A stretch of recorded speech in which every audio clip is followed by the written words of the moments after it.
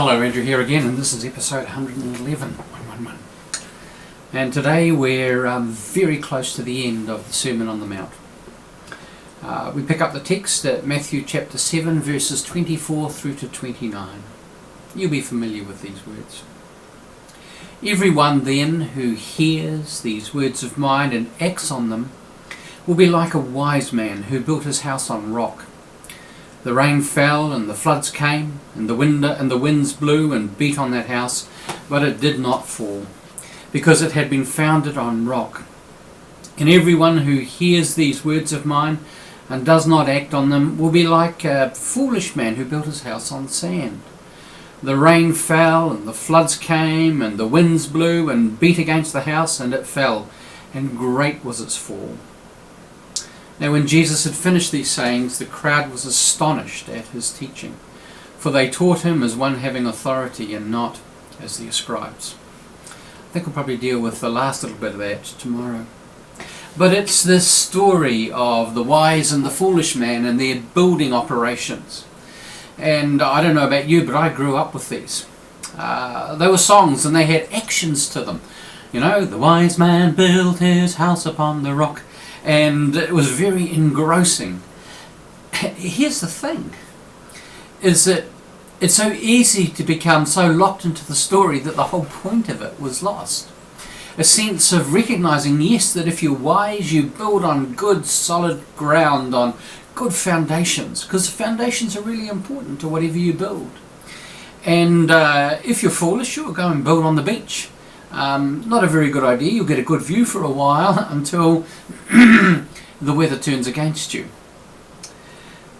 But that's not the thing. The point of the story is that Jesus is using it to point to our relationship with him. He's using it to point to the way in which we make choices and in how we live. And it's about the foundations on which we build our lives upon. Now Paul says, no one can lay any foundation other than the one already laid, which is Jesus Christ.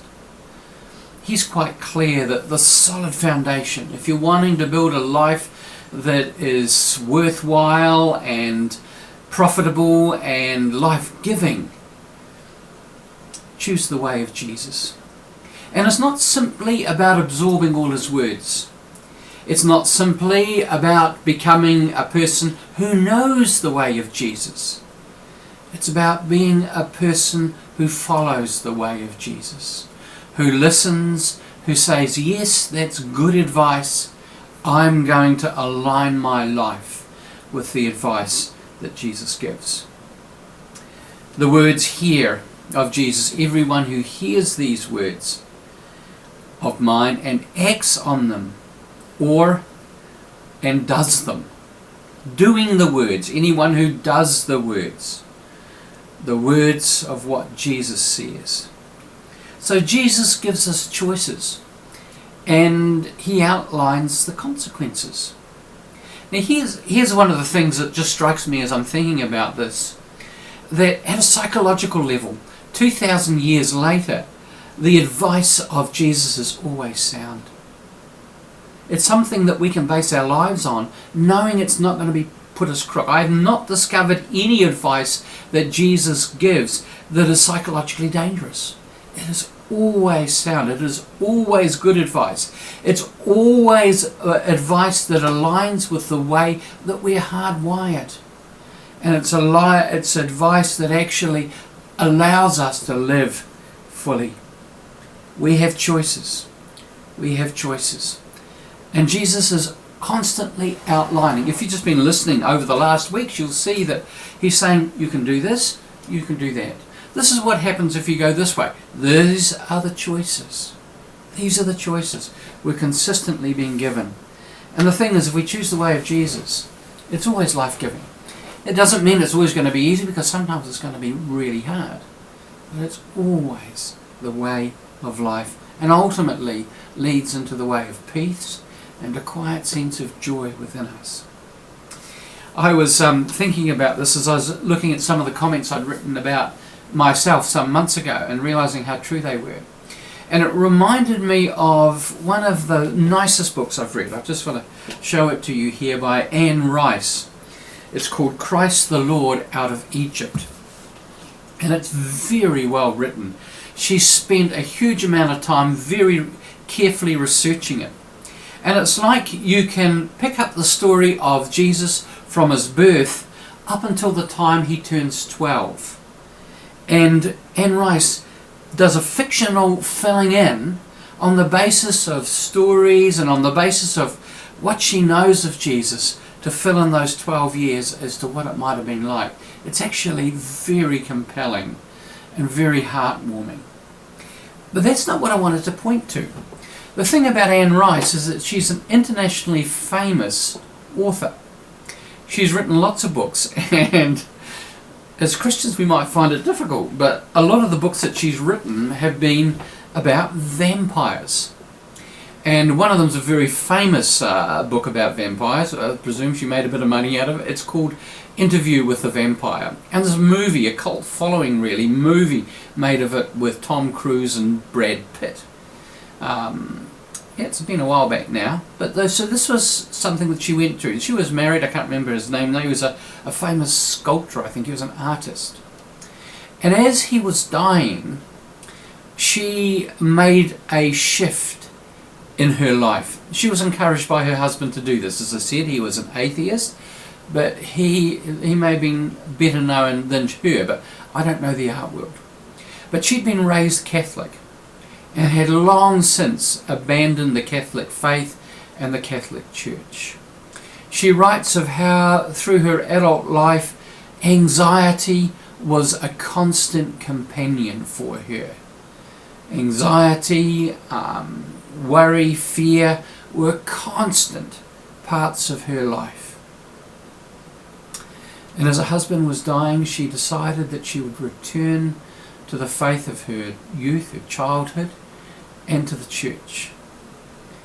And she found that as she did that, as she started to re-engage with Jesus now as a mature adult, as she started to take seriously the words of Jesus and the teachings of Jesus and the way of Jesus and living in that way, that her life changed. She found that the anxieties which had crippled her at times, the places that she was just too afraid to go, the things that she was too afraid to do, they just quietly subsided. And she had an increasing growth of confidence and strength, because she knew that she was loved, and she learned again. She learned to love Jesus. She discovered Jesus in a new way. And her husband died, and her life took on a new colour and a new hue. Now, since then, she's again left the Catholic Church simply because of all the stodginess of it, really, and of the things that it's been caught up with and hasn't handled terribly well. In conscience, she could no longer continue with the church. But she didn't stop continuing with Jesus. And she discovered that in walking with Jesus, in following the way of Jesus, of basing her life on the words of Jesus and doing them, that she discovered a strong and solid foundation. I really resonated with it as I was reading her talking about this, because it's observationally obvious to me too that when I base my life on the teachings, on the model, on the life of Jesus, seek to be obedient, seek to walk in sync with him, seek to listen and hear his voice and to obey it, and it's never burdensome, that a stability settles into my soul. I know who I am. I know whose I am. I know to whom I belong and where I belong. I know that I am loved and that I am ultimately safe. And that I, as a person who's only too familiar with anxiety, can face the world with confidence and strength because I'm not alone. And one for whom fear and anxiety have played a significant part in my life It's taken me a while to come to such a place, just as it did really for Anne Rice. And the first obstacle for me was to realize how truly and completely loved I am by Jesus. And to realize that following the way of Jesus is not burdensome. I was always terrified that he was going to ask me to do things which were beyond me, of which I was too scared, which I couldn't step up for, because they were going to destroy me. I always had this secret fear that he was out to get me. And to discover that is not the case at all. His purposes for me have been and always are good, to draw me deeper and deeper into life. And I know it's the same for each of you who are watching this video. Whatever it is that you're scared of, whatever it is you're worried he might call you into, or might be calling you into, know this, that as you step into his purposes for you, you will discover a strength, a joy, a peace that can't be found any other way.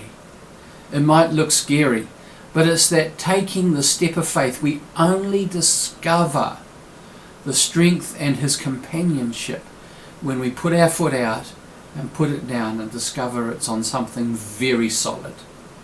And the very solid is that very solid foundation that is Jesus. Otherwise we experience what the person did who built his house upon the sand. That life is always moving and shaky and is not solid and secure.